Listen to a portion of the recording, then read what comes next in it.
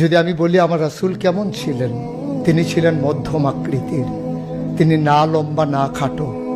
তিনি কখনো বা যখন হাজারো মানুষের সামনে দাঁড়াতেন, বিদায় হজের সময়ে 1,40,000 সাহাবা যখন ময়দানে, তিনি যখন আস্তে করে উঠে দাঁড়ালেন, ওনার চাইতে অনেক লম্বা লম্বা মানুষ থাকার পরেও অবাক বিস্ময়ে সবাই তাকিয়ে দেখলো সবার উপর দিয়ে যে মানুষটির মাথা মুবারক দেখা যায়, তিনি নবী মুহাম্মদুর রাসূলুল্লাহ সাল্লাল্লাহু আলাইহি ওয়াসাল্লাম।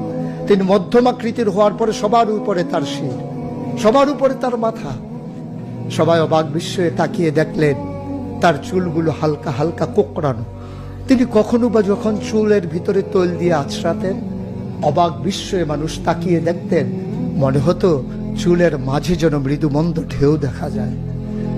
তার কপালটা ছিল চওড়া শুভ্র, তার চোখের ভ্রুগুলো ছিল ধনুকের মতো বাঁকা।